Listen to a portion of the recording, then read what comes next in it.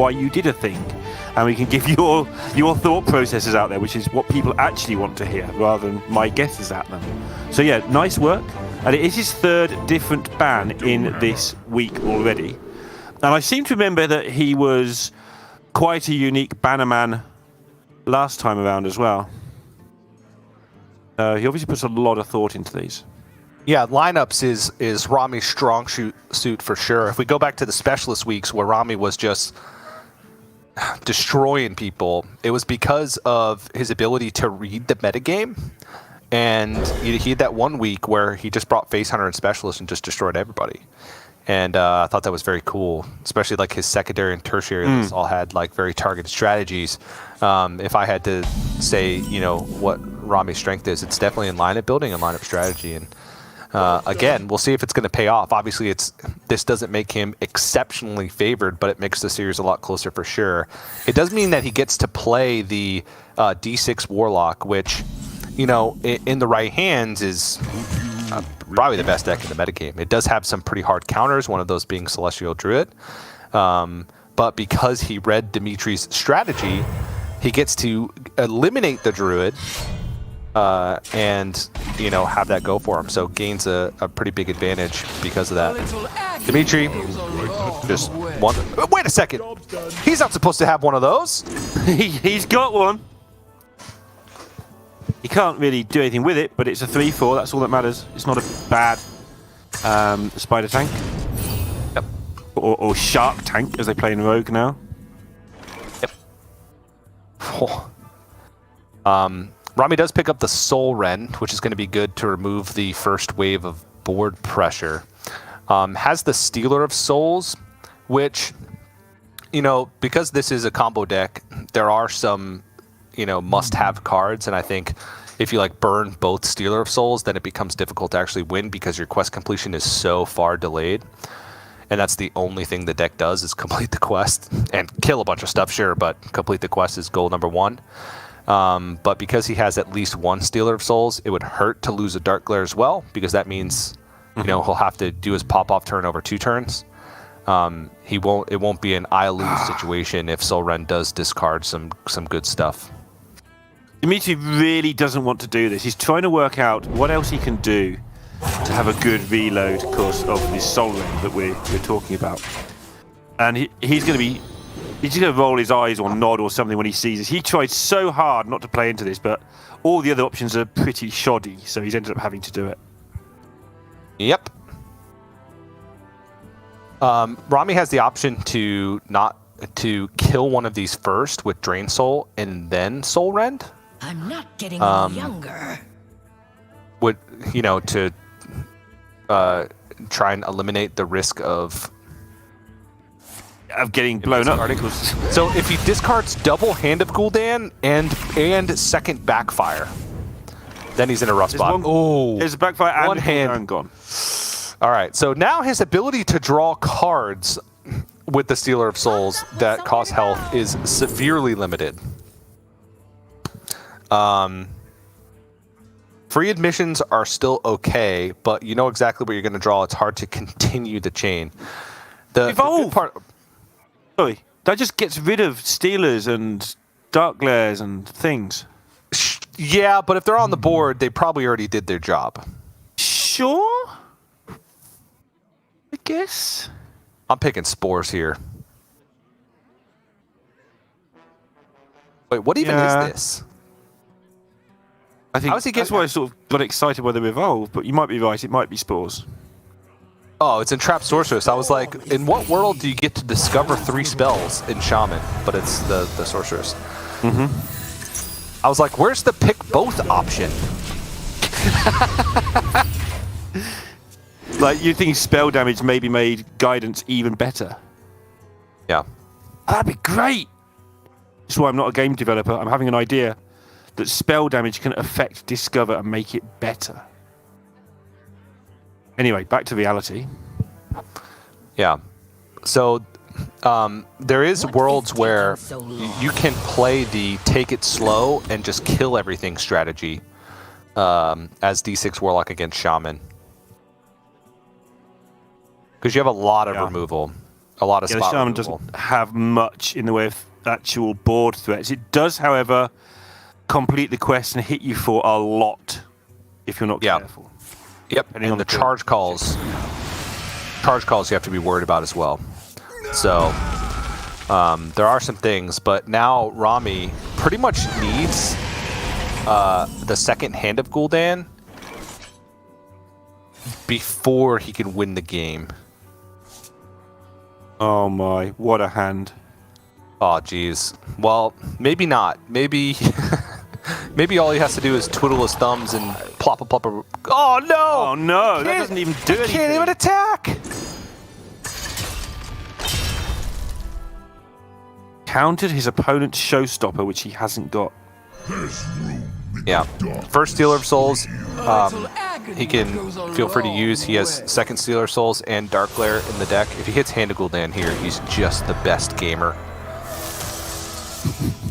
Well, at least his flames are good. He hit Hand of Gul'dan. Oh He's the my best gamer. goodness. It's not even close.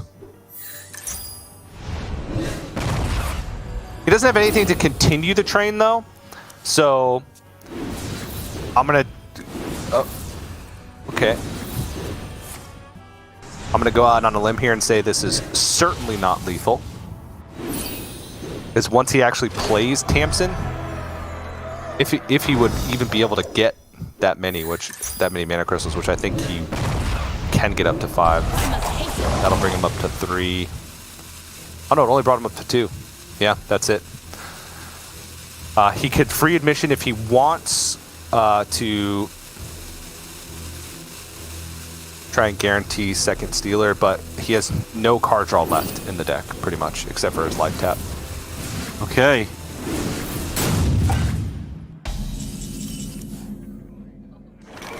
Charge call it is. Not really turbocharged, is it? It's just kind of charged, I think. Yeah. Yeah. Well, he can triple Perpetual Flame, and that will clear the board, guaranteed. And then Charged Call. It'll also get him a Brucon. That's the relevant part. Yep. And Rami's got to be careful here. I'm sure he's not going to do it, but something that I learned the hard way.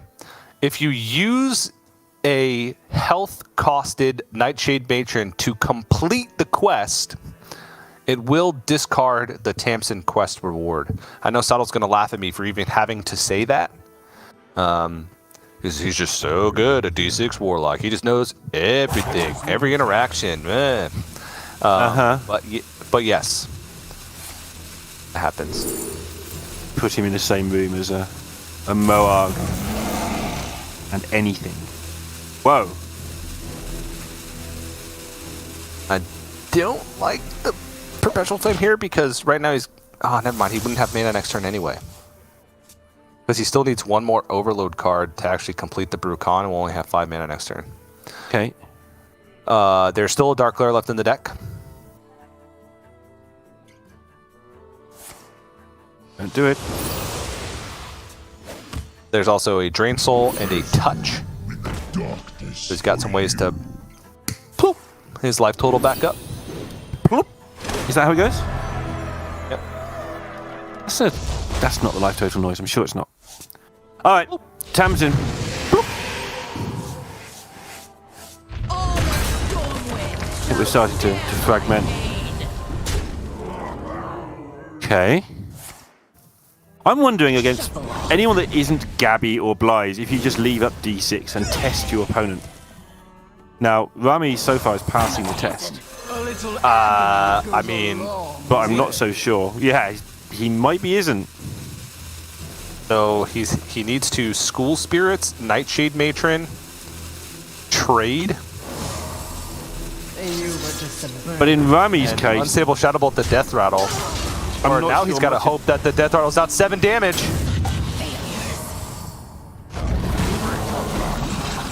It's 5. He needs 2 damage. That's not 2 damage. Not it.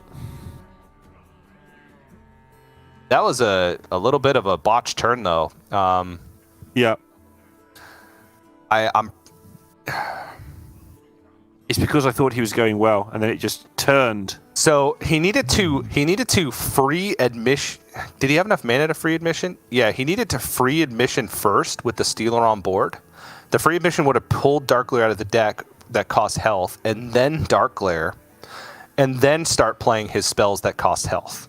And then the Mortal Coil that he got would have drawn very likely healing, right? If he had done in that order. So Tamsin, free admission, play the Dark Glare, then Mortal Coil, then School Spirits. Then he's very likely to hit Drain Soul or Touch, or Demonic Assault would have also been fine. And this isn't over yet, by the way. Like, normally you assume that if they can't kill you on the backswing, it's over, but there's no card draw. Nope. Dimitri's drawn the lifesteal to at least get to a number that isn't 3. Yep. And the cards that are coming out of the deck, there's no more Stealer of Souls, so they cost mana, not health.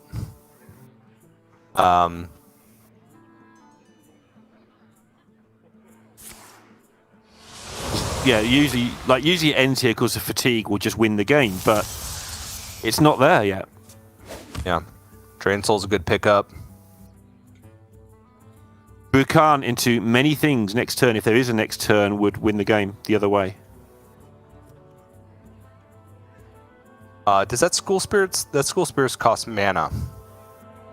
Everything there costs mana, yeah. They're actually the red things are there just to make the deck harder.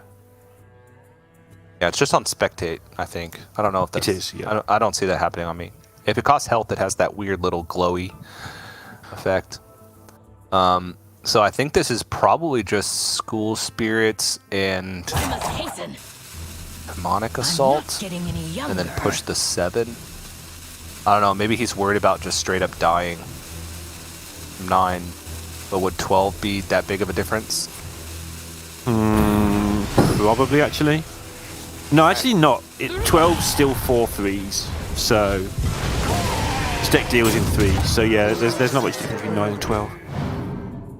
Because of the doubling effect of Mr. Brukan. Yep.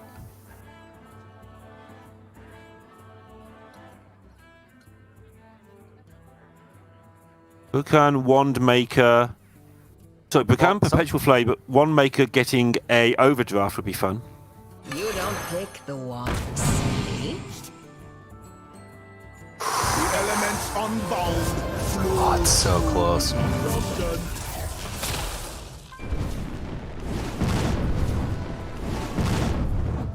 He's, yeah. Didn't Yeah, funny. This battle is Yeah. Dead, on board.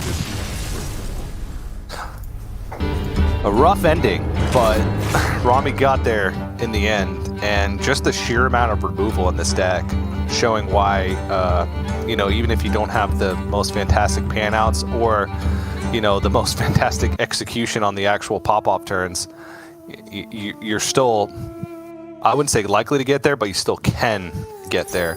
And that was just a pretty rough situation too. The Soul Ren did discard the hand plus backfire after having already played a backfire. So the thing that was kind of stopping Rami from actually going for a much earlier quest completion and kill was just the lack of card draw with the Stealer of Souls. And honestly, a lot also had to go wrong there for Dimitri to even get to that point, right?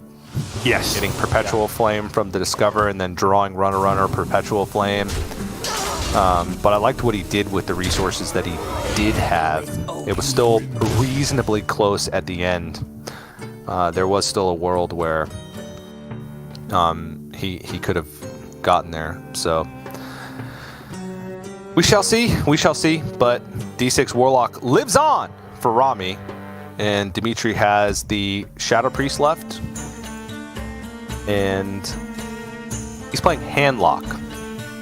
Okay. There's so many factors to playing this D6 deck. First of all, there's understanding it, which eliminates most of the field. Like across the 50 million Hearthstone players, you wipe out 49 point something of them just with understand the deck. And then you've got to be able to play it sort of comfortably and understand the interactions quite well.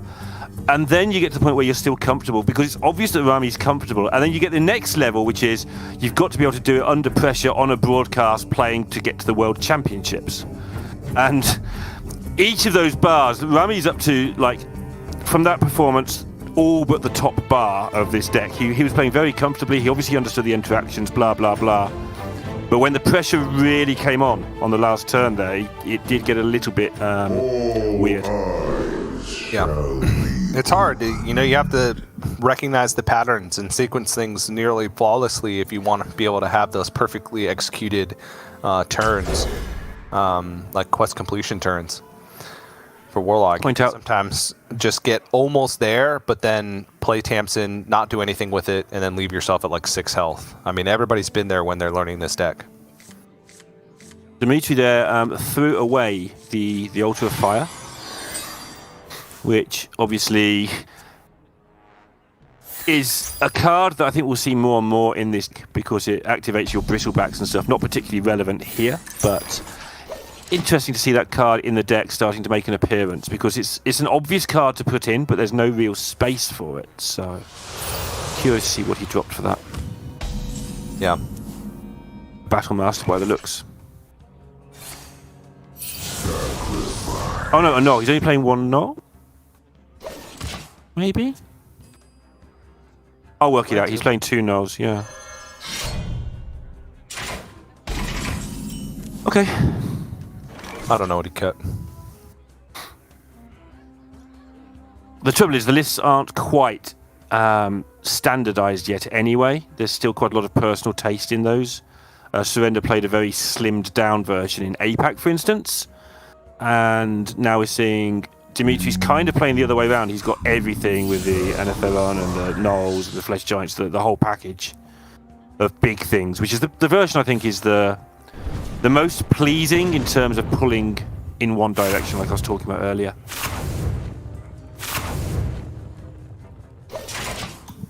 Okay. Nothing significant really happened there on the burns, so that's going to interfere with the Backfires game. for both players. Rami has his Hand of Gul'dans, has a discounted Dark Glare now, also has a Rod up with Backfire in hand, so everything's going to be reduced. If this Backfire actually picks up a Hand of Gul'dan, Rami is cooking.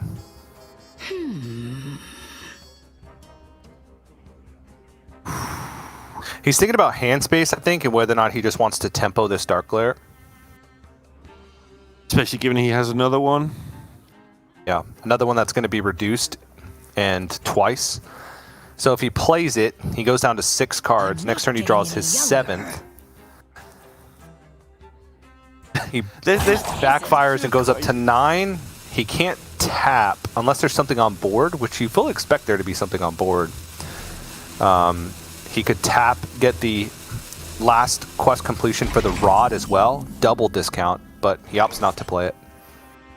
There's 2 equations with this deck a lot of the time as well. It's like, which is the best play, and which is the play that I feel I can play and not mess up? And it's a constant theme. So the second Dark Glare might be a comfort blanket, but it's a mighty good comfort blanket.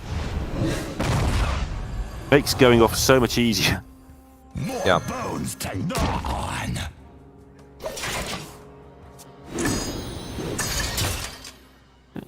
Okay. First rune activation, 8 cards in hand. Darkness for you. Oh, okay. He's going for it now. Yep. Yeah, when he kept the second Dark Glare, this was the plan, I feel. I'm still not super confident in many players to successfully go off on 5 unless they already have like Backfire and Matron plus hand. A little agony goes a long Yeah, I way. would leave this deck up in a tournament unless I was playing somebody who I knew was absolutely great at it, and just see what happened. Because now if he misses card draw, he's out of Dark Glares.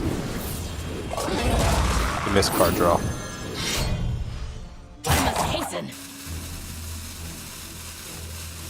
And the board is dealable with. very manageable.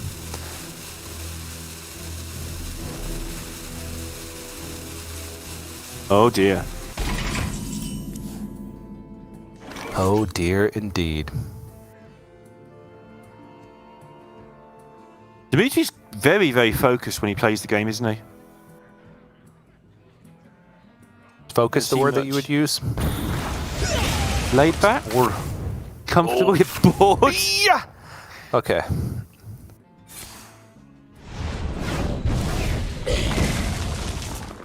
Those flesh giants in the deck. That's important. Drain soul. Yep. Okay, their second stealer, but I mean, has to wait for Hand of Gul'dan now. They're out of backfires. 9 cards left in the deck, of which 0 are soul fragments. Okay. There is and 2 Hand of Gul'dans, so Yep. I'm pretty sure this is just a big old pass. Dimitri's got to make something happen, and nothing's going to happen until he taps at least once more. Yeah, he could coin tap.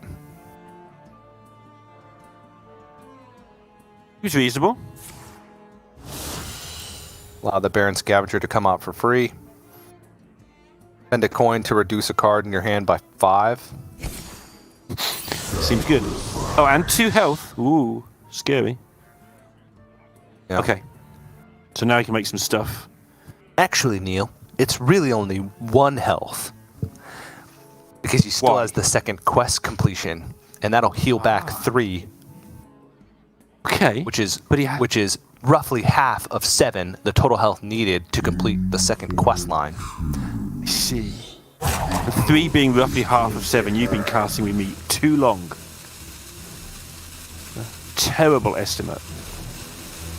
Yeah, it's like 1.3 Exactly.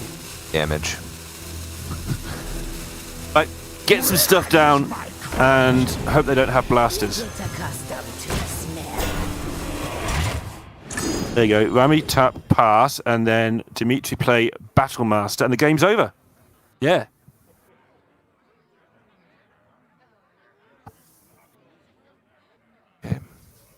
Free admission.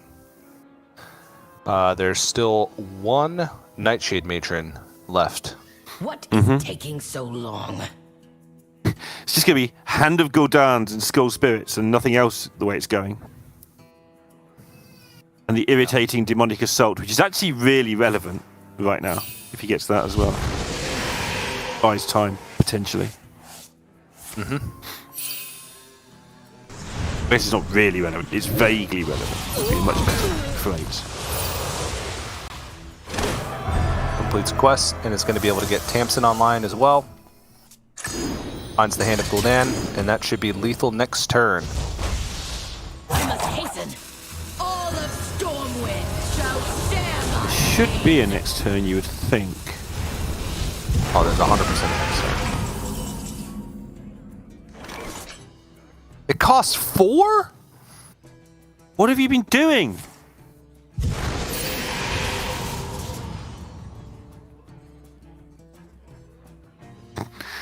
I mean, not that it really matters, but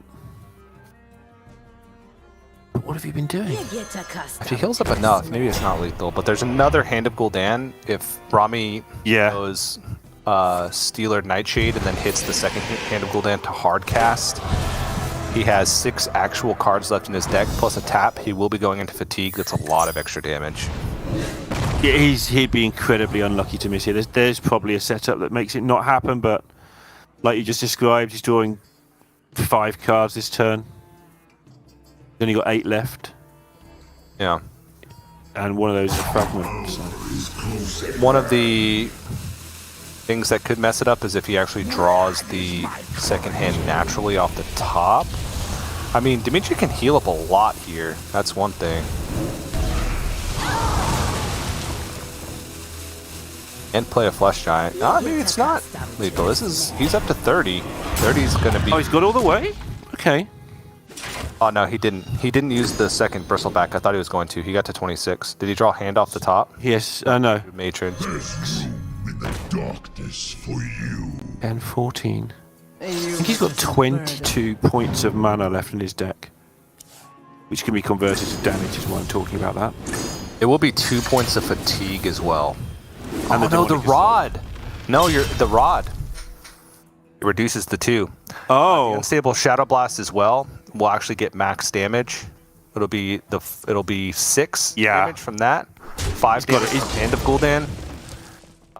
There's 1 soul fragment left. So with the Hand of Gul'dan plus a life tap.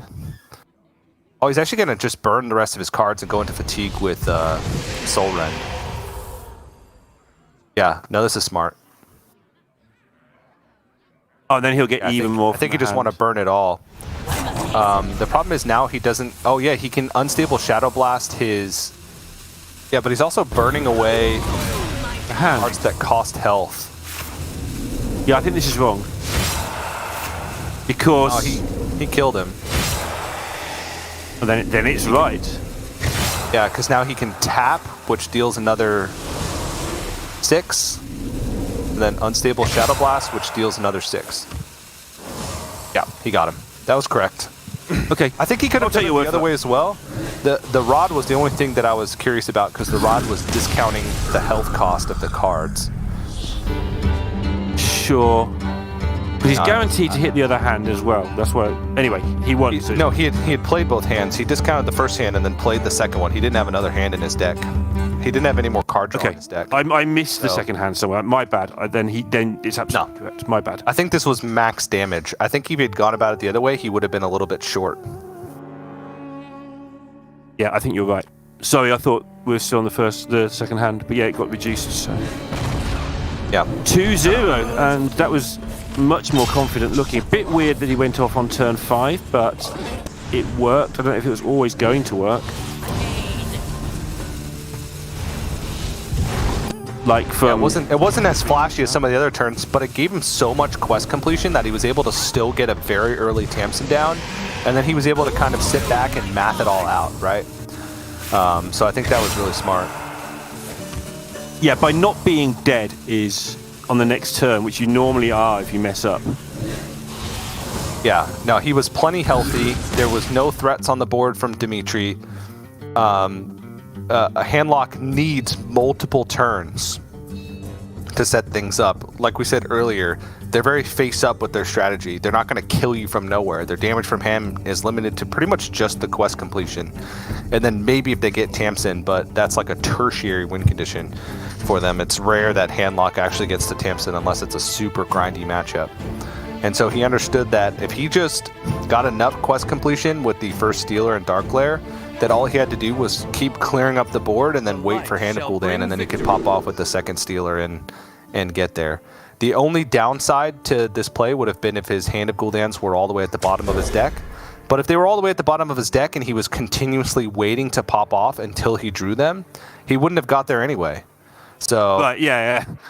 If you map it out like that, it actually makes total sense that he popped off on that turn, because even if he whips on card draw like he did, he knew that if he was whiffing on card draw, it would delay his pop-off turn anyway. And so getting all of that mana expenditure and that health expenditure out of the way when he did actually ended up working out. So nicely done from Rami. And a cool little lethal at the end there, because I think if he goes about that any other way, he doesn't quite get there. He ends up a little bit short. He probably wins the very next turn, but he maybe not in some other world. And so finding those spots is still cool and still a display of skill. Wow! No quest on one? Display a madman! Talking of display of skills, here we go though with the Shadow Priest. The deck of the week, and I'm only half joking with that as well. There's been so many different builds of this. This is what I would call traditional build. Actually, no, it's not, because it's got Kazakus in here, which is, I think, what Gabby plays, so I don't really want to argue with it, but I don't like the Kazakus in this deck. I feel if you curve into Kazakus, you'd have won by curving into something else anyway, and if you don't, you've got a lot less reach by having the Kazakus in your deck. But it's very personal taste. I'm not saying it is wrong. I'm just saying I don't like it. Well, the one thing I will say is, it does give you the guaranteed man crick pull from Thrive. There's other ways you can do it by only playing one Thrive. So then if you've drawn the Thrive, then you only have 3 spells in your deck. But because he doesn't play the Void Shard, it means that after man crick is played, you're as soon as you pick up a Thrive, you can pull the Ogre out. Yep. And there's a chance that Dimitri can do it next turn, as long as there's. Well, actually, no. He held on to the discounted hero power for exactly this. So now he can hero power Twilight Deceptor his Thrive. He can Thrive into the Ogre, which draws a card and puts a 3/7 on board. That's where he's going to go with it. Yeah. If he hits Raise Dead, I guess he can get back a man crick.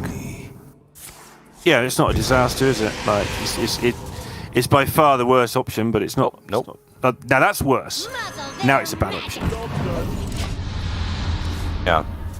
I think one of the biggest cards in this matchup is the Mindrender Elucia, because it's a combo deck. They're just trying to set up pieces. You just load up the board, Elucia, give him an empty hand, and then you have essentially 2 full turns of damage. And against D6 Warlock, even if you don't end up killing them on the Mindrender turn, like the turn where they're doing nothing, you usually put them low enough health to where they can't pop off anymore. Or it makes it very difficult.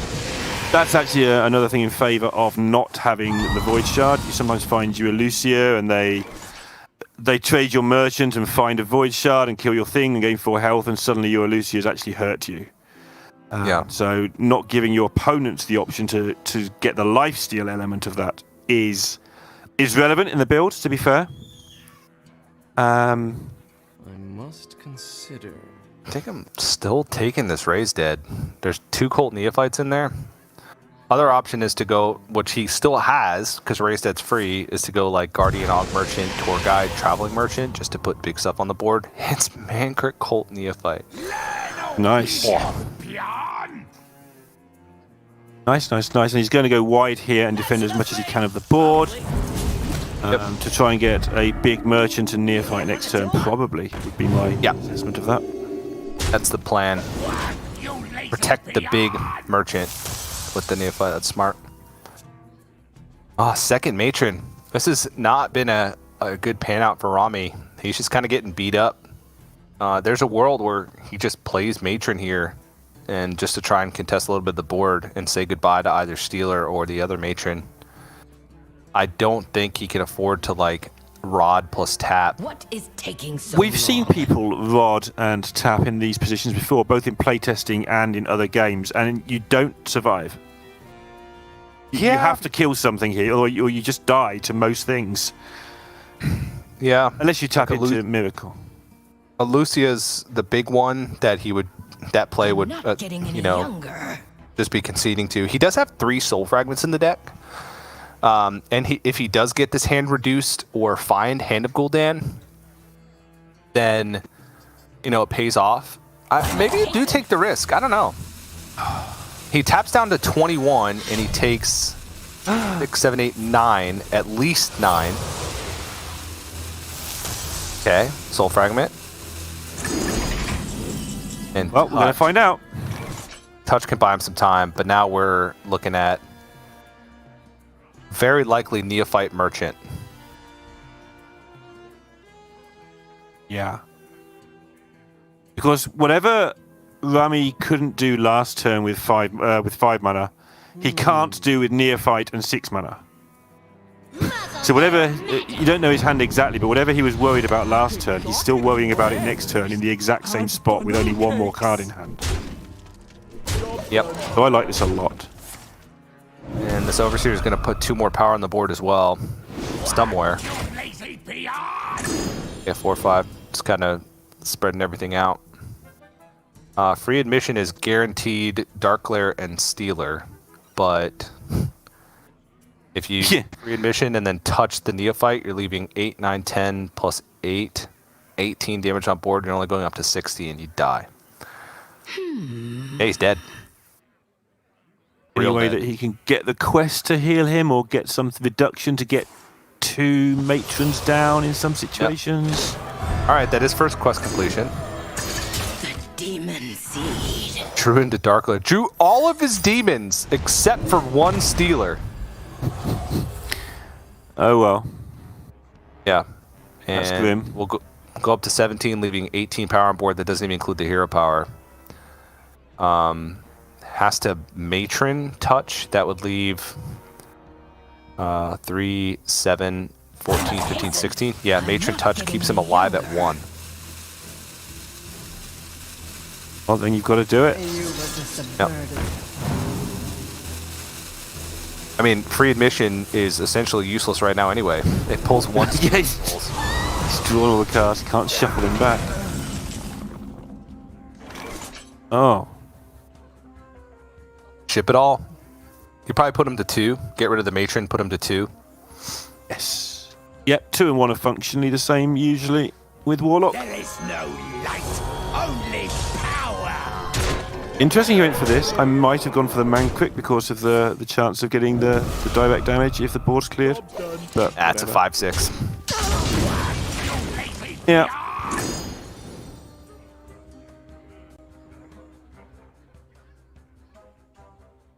Needs to tap into Soul Fragment, then hand. And then more soul fragments.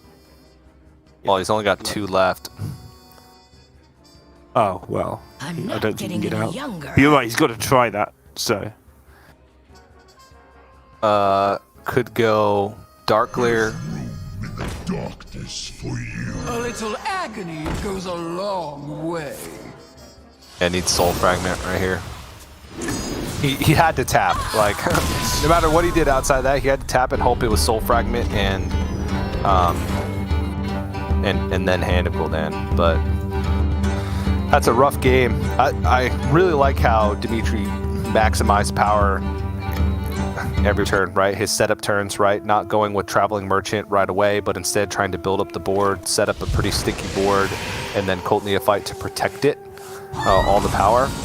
But that is just a rough pan out for Rami, and sometimes that happens. I mean, he's had pretty decent ones for the last 2 games, so over a 3-game sample size, having one kind of non-game where you draw all your demons and very little removal spells is pretty average. So I think he'll take the 2 wins with D6 Warlock, especially given the aforementioned advantage he got in the ban phase for this lineup. Yeah, the priest is awkward though, but he does have the shaman, and priest hates this deck. This one simple trick of playing feral spirit shuts down half of the deck, and then obviously there's portals, there's everything. It's all I removal. mean, Perpetual Flame kills everything. Yeah. you have Perpetual Flame in your opening hand, just call it a day. Like, that just beats priest.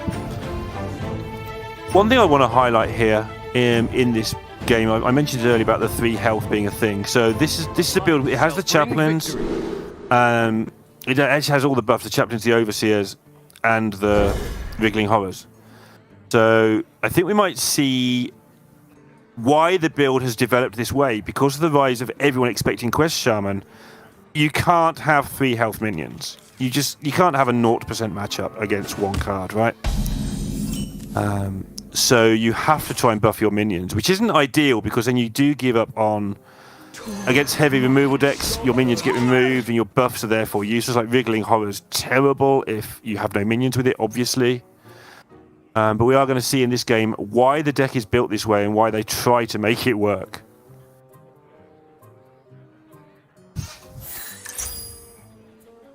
And then he's going to get Novice Zappered anyway, and everything's going to need to be 4 health.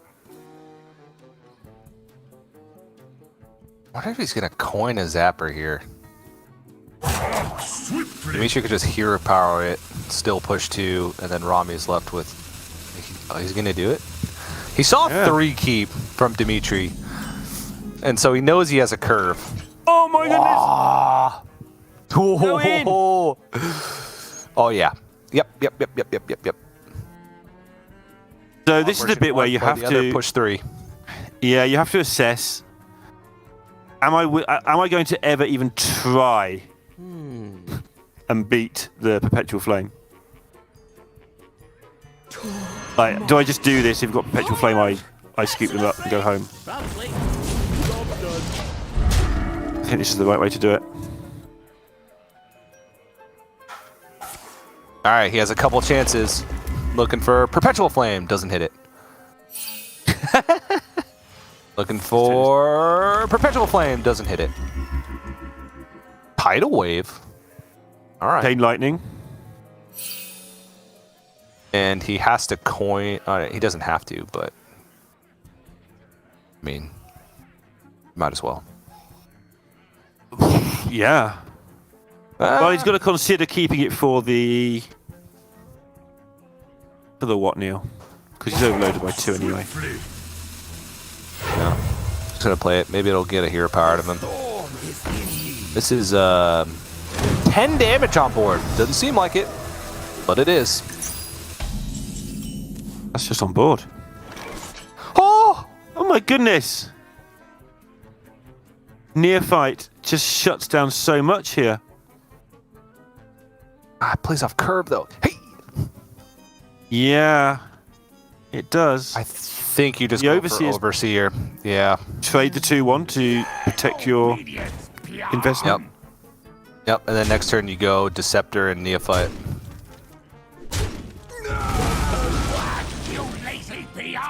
Yeah, I mean, if he gets to Protector do from that, flame. if he gets to do that, he can actually win this game. Oh, was the well? So we were saying Perpetual Flame is like the I-win card, but there was a chance that Perpetual Flame would have just hit the Divine Shield minion. Right, But this is a clear with Chain Lightning Perpetual Yeah. Flame. yeah, Chain Lightning, and then he's got the Tidal Wave for later that you mentioned that he might need, but I doubt it. That'll tidy up the game completely if he does. Oh, and it was a Lucio off the top, so yeah, there's Would have.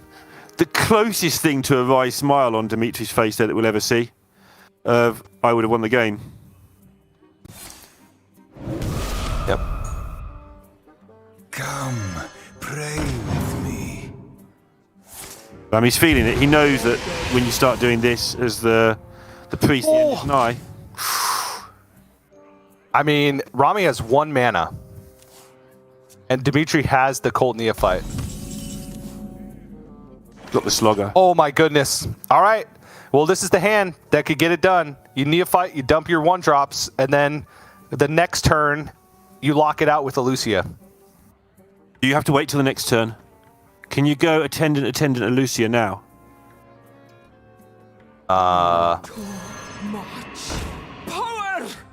It would Gets be rid of the Slogger if he 4 does it. damage. No, you do. Yeah, it's enough. Yeah. No, you're absolutely right. Because it's enough damage for the 2-turn.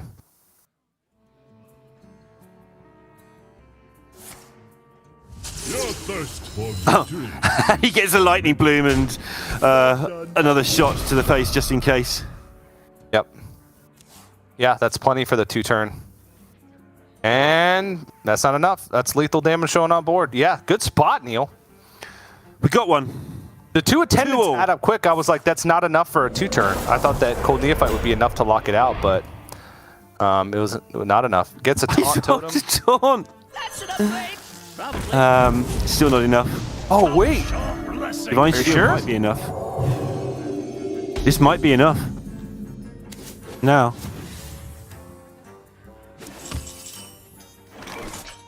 That's got to get through, surely. 3, It doesn't. 3, 6. He's got 9, right? To face, I'm counting. Yeah. And he knows there's a Slogger in hand. That's 4. That's 10? Yeah, it's 10. I missed the one on the buff.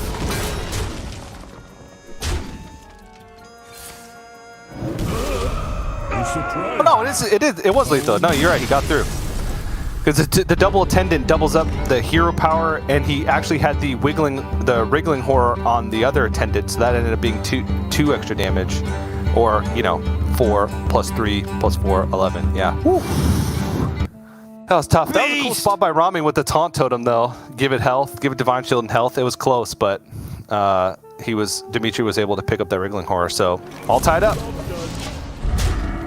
Priest versus the Mage for all of the biscuits. There's a lot of biscuits. 500 biscuits for winning.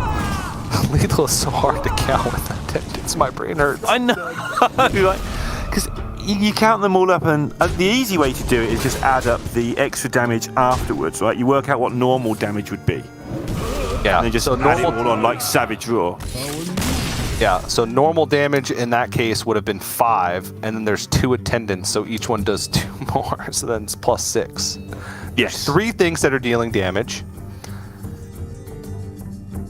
And so 3 times 2 sticks. That's the hard part. Base damage on board. 3 times 2. Hey, we got there. That's all that matters. And now we're going over to Quest Mage. And the problem with Priest against Quest Mage, it's not like some of the other aggro decks in the metagame where they have a lot of damage from hand. The damage from hand is actually limited. So if Quest Mage can, you know, roll through completing their quest while also dealing with the board, good, right? Good stuff. Yep. Fire Sale, also important card in the matchup if you can definitively clear the board one time and not have taken too much damage in the interim. Good. Doesn't always work out like that, and the one thing about it is any damage that happens like sticks forever. So. Yeah, that's where not having the direct damage does come in a little bit, but you still got the hero power, so you still get through a little bit. And again, the mage doesn't really want to be messing around. That's a lot of wands and a neophyte. He threw away a flow. Yeah, he shook his head when he got it as if to say, now I get the flow. Oh, yeah, typical. I mean, you've got to get that early removal, and he hasn't got it. And okay, I will concede that Bacchus here will be good. Job's done. I'll give them that one.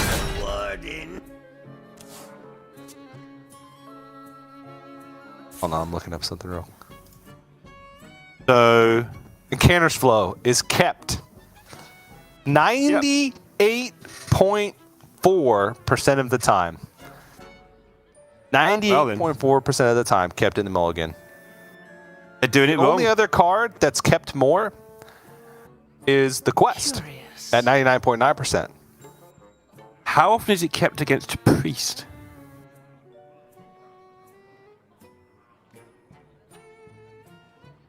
$95.5. Only so much time. So 3% of people know what Rami knows.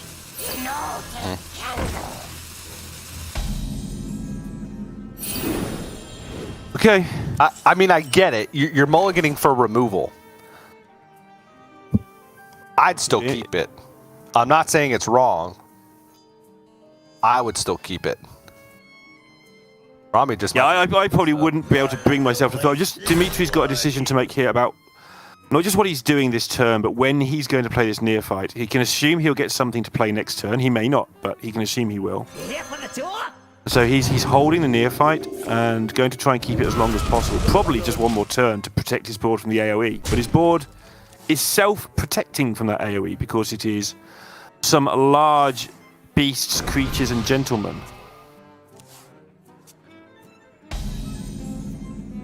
He's got Fire Cell Ice Barrier, so he's got some time. Ice Barrier gets chewed through so fast that you pass your turn when you play it. Kirk. I like it. It's a good card.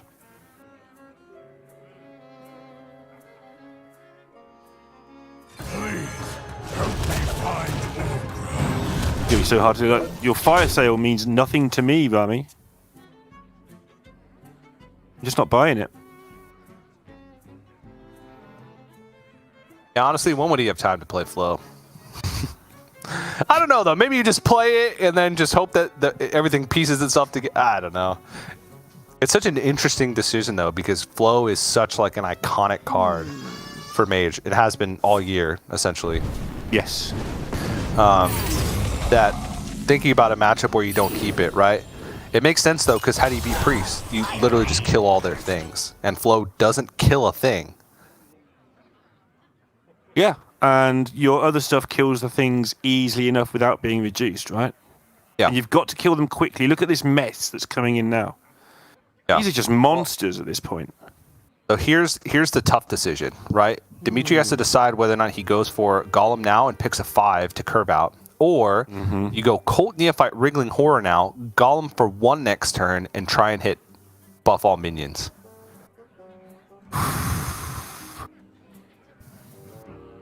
think the horror is too tempting because you're not doing enough damage this turn. But do you ping and not Neophyte instead to save some resources? No, I think you Neophyte because I think the play is to go for Kazakus plus 1 next turn. The problem is he doesn't have board space. So he's hoping that Rami kills one of his things. Oh, well, Rami's going to kill a couple of his things. Nice. Oh, no. Thrive. Yeah, but now you thrive and you pick the Olgra. Push even more damage. And you get another also get card. Yep, you get another card. A lot of damage come in, and as we said, oh! You are so very clever. You are so very clever. I love the emote. Like we said, this damage sticks. So even if like Ice Barrier comes, if Rami's able to play Ice Barrier, right?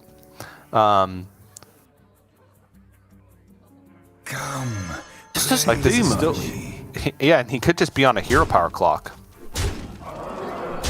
Job done. Like 3 mana to not even put up enough armor to defend the whole attack. It's a lot of mana.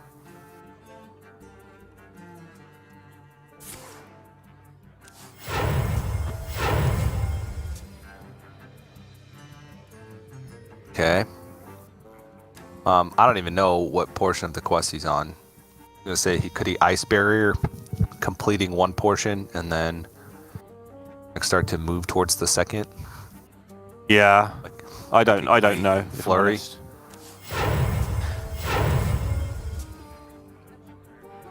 He's all hands on deck just trying to survive, isn't he? The quest. Obviously he'll be factoring it in, but it's just not the problem. Yeah.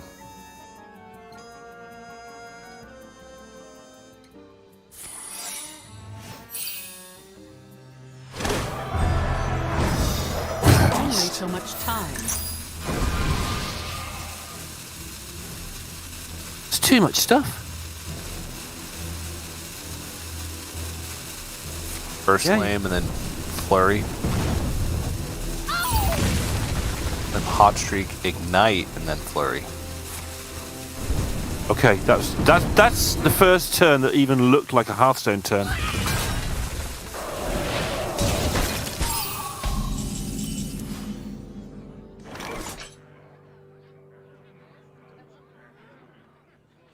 Many choices here, believe it or not. Yeah. I think Thrive, Raise Dead, try and find a 1-drop, and then Traveling Merchant. Yeah. But then you don't ping, and you kind of want to ping in case you get frozen again, and then you start going for ping strategy. Well, he has a Tour Guide in the Raise Dead pool. Also has Colt Neophyte. Sure. I'm looking for a few good mercenaries.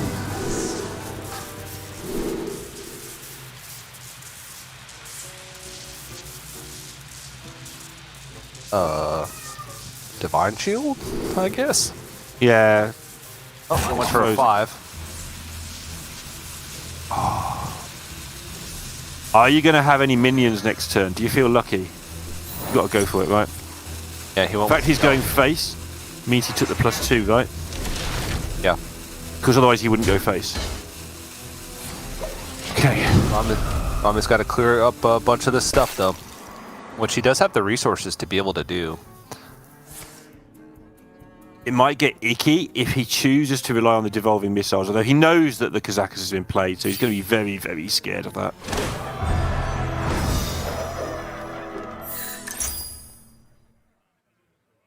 He's reached the portal room. Get in there.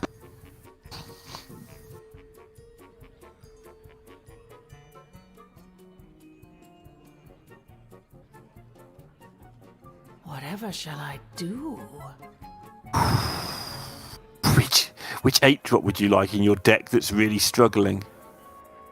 We hunger for vengeance.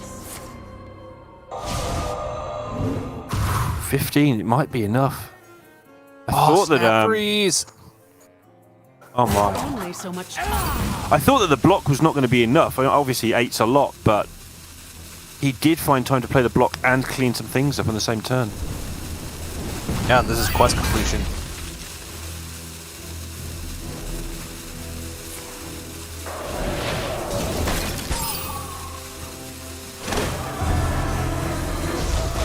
Nicely navigated. Not quite over yet, because that sticky damage you were talking about, but he's made a lot of big strides.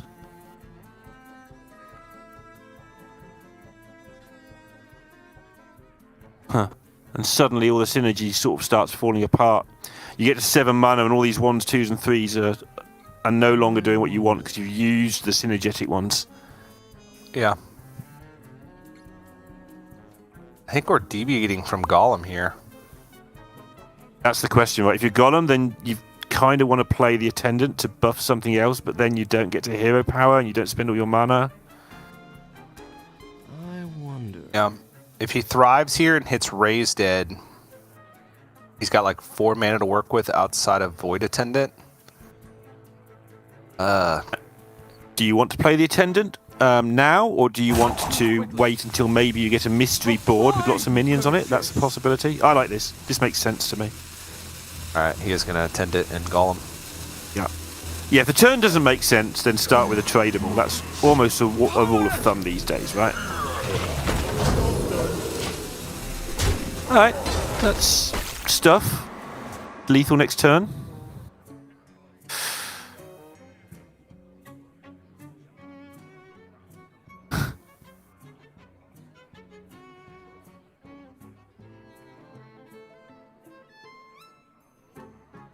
Probably start with Devolving and hope that Fire Sale can clean things up once the Devolving resolves. Yeah. Narrator, it can't. I mean, it clears up everything except for the Mankrik. He can attack face with the Blood Mage Thalnos, Fire Sale, and then ping Void Touch Attendant. But leaving 5 damage on the board means that you're now on like a 3-turn clock, right? At best a 3-turn clock, and there's a lot of buffs in there, like horrors and things that make your life miserable as well. Yeah, our Void Touch Attendant will put you on a 2-turn clock. Yeah, a lot of things put you on a 2-turn clock. So much time. But the Thrive, I think there's still a second Raise Dead, is there? You've got the thing better than me, actually. Yeah, there's still Raise Dead, so he can Thrive into Raise Dead. And, yeah, get back the Attendants. Gets Ice Barrier, though. But needs to kill. Alright.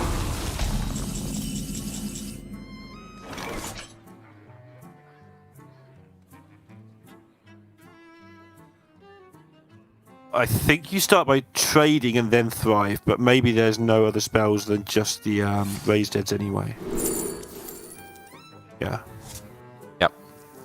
Now you Raise Dead and hope to hit the Void Touch.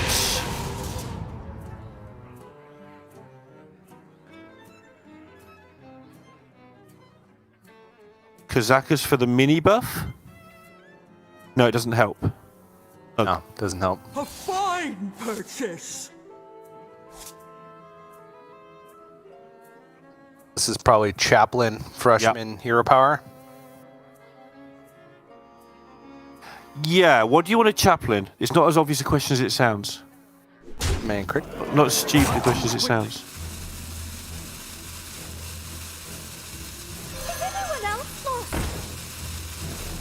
Because both minions are lethal is my point here.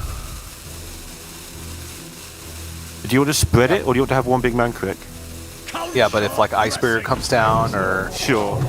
some... Yeah, I mean, that's the instinct. I just wanted to...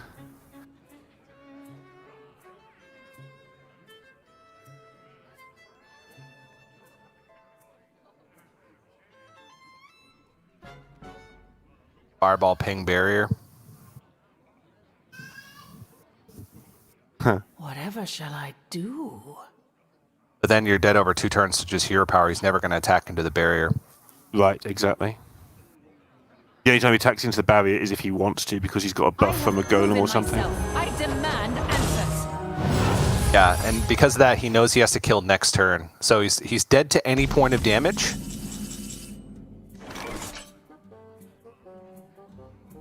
Because there's 8 on board, which gets rid of the ice barrier, and then the hero power, so that would put him to 1. Kazakus just needs to hit a buff. Yeah.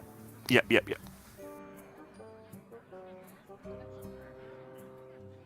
I'm looking for a few good mercenaries.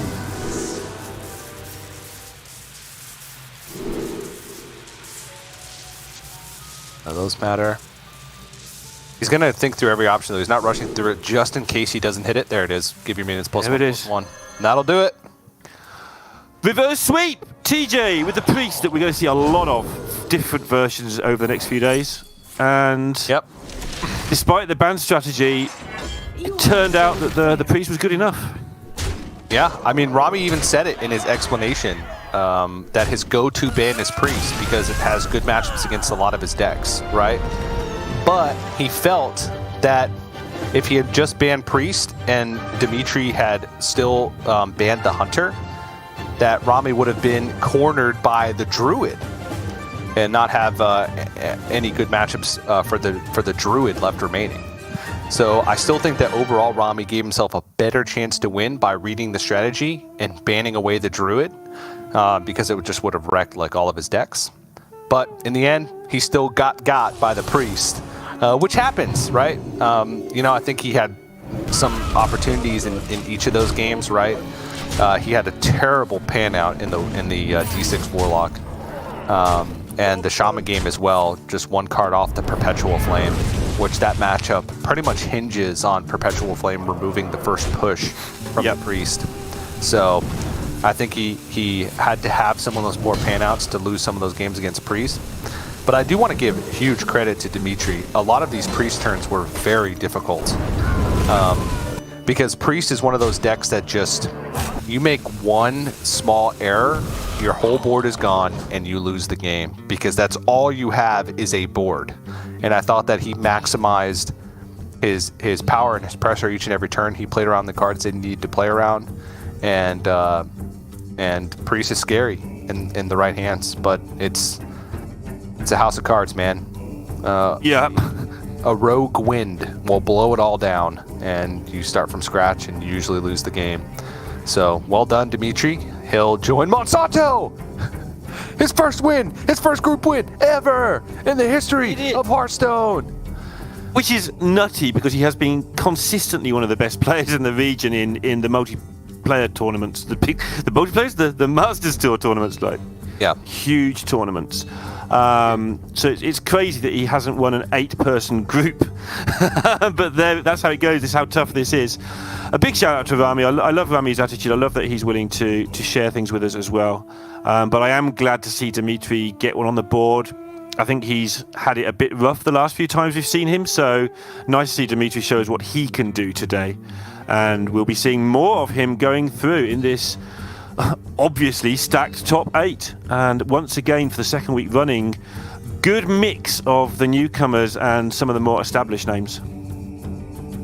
That's right.